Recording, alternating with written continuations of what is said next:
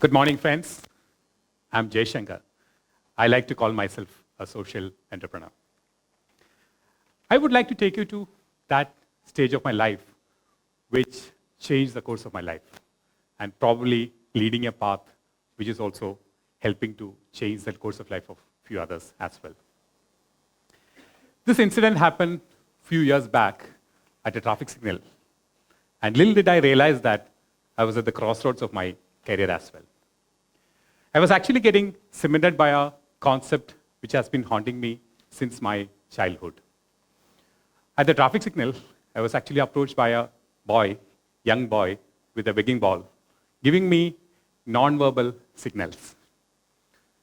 Without much of a hesitation, I kept a 5 rupee coin into that begging ball, feeling very excited for me, tick marking the personal social responsibility quota for the day, or probably the month, or probably for the year as well. But the question from my fellow traveler struck me like a lightning when he asked me, Jay, how sure are you that this particular coin would have reached that boy's stomach? Friends, I took his feedback literally, and the next time I replaced the 5 rupee coin with a small biscuit packet. This time getting very excited that I could reach to the stomach directly, and yet another time tick marking my personal social quota for the month. But I was very upset that probably I was encouraging that boy to keep coming back to the traffic signal every time, waiting for that coin or the biscuit packet. And was that the real need of that disabled person at that stage of their life? It's quite very often a very thin line between philanthropy and professional support. We confuse on what to be done for whom at what stage. Thus started my journey of trying to develop a professional ecosystem, a self-sustainable ecosystem for a very, very needy segment which very often skip our attention. We call it the person with disability, and hereafter I refer to as PWD. In India, out of the 121 crore population, we have 2.68 crore people who are disabled. Or in other words, 2.21% of the total population are people with disability. 56% are male and 44% are female. Very often we confuse on what are the real need of a person with disability. For example, the people who are sitting over here probably could be a majority. Maybe one among you will be hard of hearing. In spite of that, I use speech as the mode of communication, looking at the majority sitting over here. Or probably when you all came into this room, you would have all taken the steps to climb up without noticing the availability or the lack of availability of a ramp over here. So to me, most of the time, the environment is created in such a way to suit the requirements of a majority. And to me, when it comes to matters on person with disability, it is often a tussle between majority versus minority. The very first emotion which would come to your mind when we speak about a person with disability is sympathy. How would you want to develop a person with disability? Through sympathy and constant support? Or would you want to look at a model where we look at his talent, allow him to nurture that talent, and allow him to bring up a career around that talent? Wouldn't that be the right approach?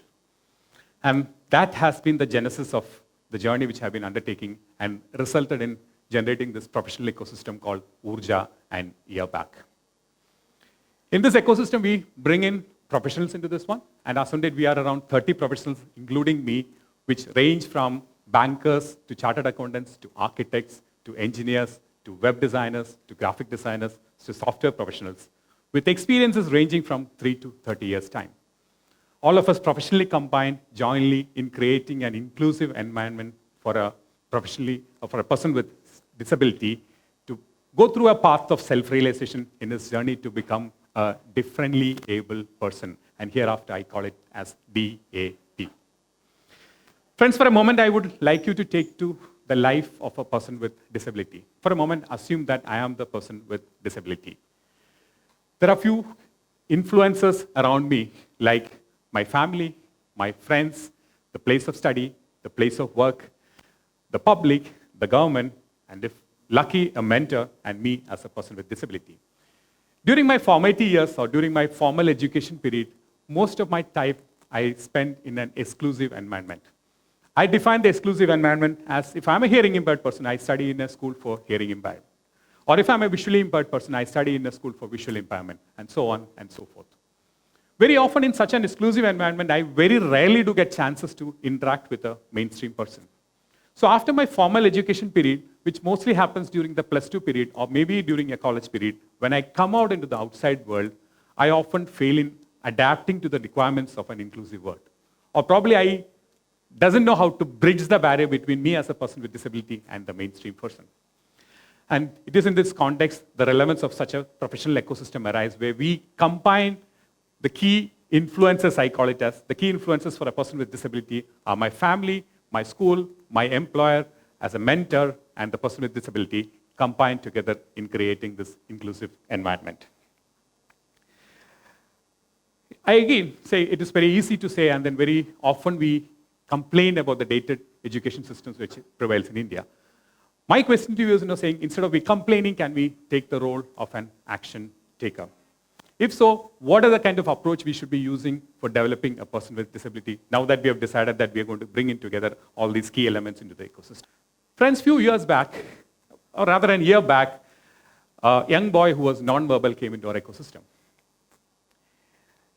He was very low on his self-confidence. By qualification, he was a commerce student, and our obvious attempt was to develop him on those lines. As days went by, he started spending his time on tallying, counting on accounting, without much of a gain. We started noticing that he was getting very indifferent and was getting into his shell further and further. During one of those days, we started noticing some random pencil sketches he was doing on his notebook. A professional evaluation of that revealed that this boy possessed amazing skill sets on creative part.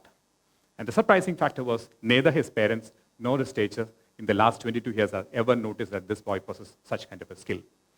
Lucky we could get this boy into our ecosystem. And now that he has identified his real potential and real talent, what we expect him is to develop a skill around that particular talent and build a career around that. And that's exactly the reason why I have got reservations against our present reservation system. When it comes to reservation for a person with disability, very often the disability factor of the person with disability is being looked into for a reservation, whereas the need of the hour is to look at the ability factor of the differently abled person to be looked into. And as Mr. Rabindranath Tagore said, the problem is not to wipe out the differences, but how can we unite the differences how can we unite with all differences intact? That has been the challenge when we were developing this ecosystem. There are a few key elements which drive this ecosystem. We don't run this ecosystem as an educational institution. We believe in bringing in professionals to come into this ecosystem and share the space with the differently abled community. Under such a watchful eye, under such an environment, the differently abled person gets to shoulder with the working professionals and helps him to identify his talent, to spot his talent. And we very firmly believe that is an important part of his development. And during that particular period, he is able to groom or spot the talent. Once we start spotting the talent, we also bring in the corporates who are looking for similar talents as possible hires for them. We encourage these corporates to bring in their supervisors to come and take sessions for them, which is very important to bring in that sensitivity for the supervisor as well. And most importantly for the corporate, he is able to get sufficient time to professionally evaluate this differently abled person to see how well or how good he can adapt to the requirements of the corporate, and does he actually possess the kind of talent which is required for the corporate.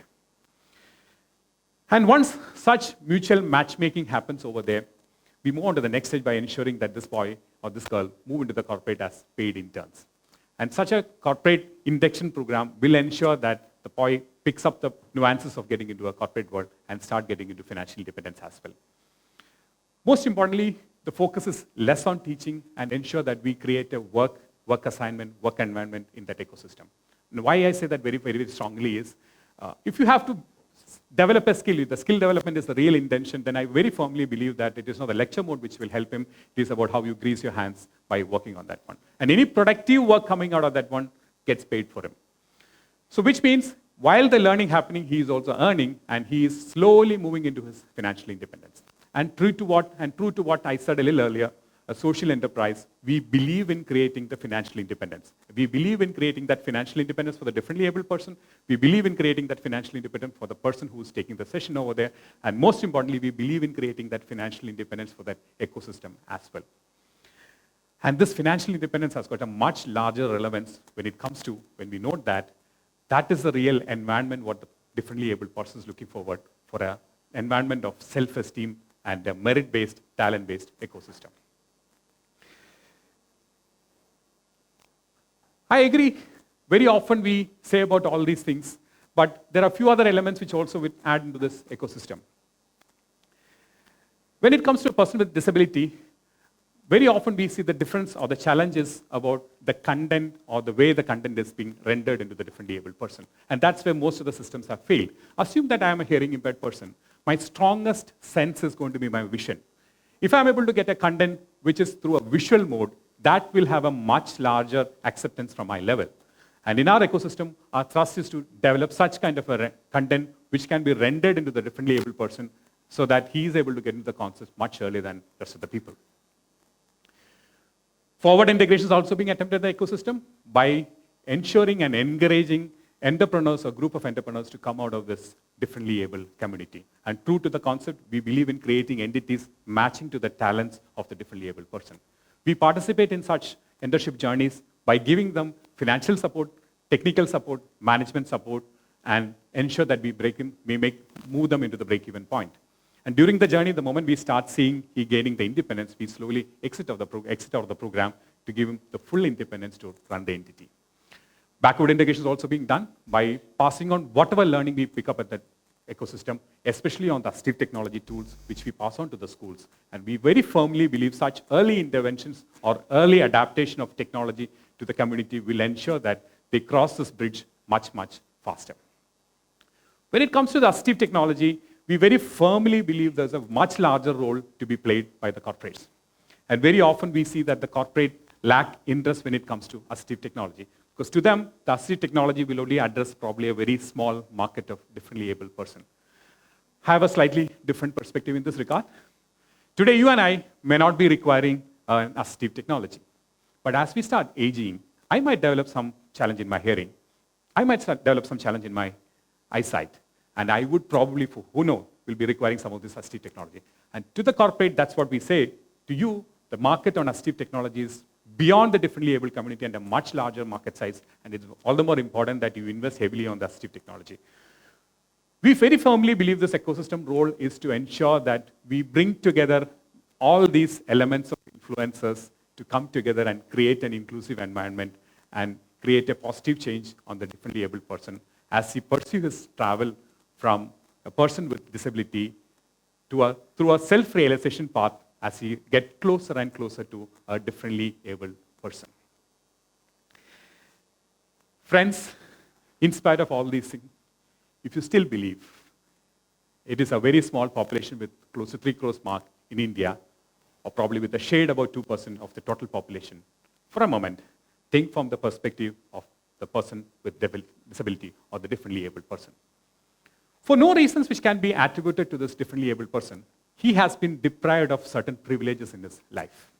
The need of the hour is to ensure that we all combine together and create an ecosystem so that he is able to identify his talent, nurture his talent, and create a career around that talent.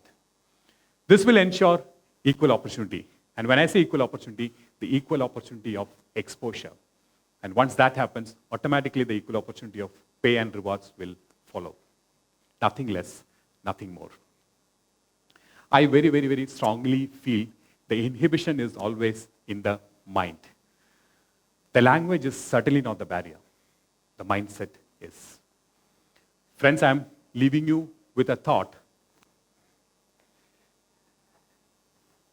I'm leaving you with a thought. Are we empowering or are we really hindering the growth of a person with disability? Friends, actually, are you listening? Thank you.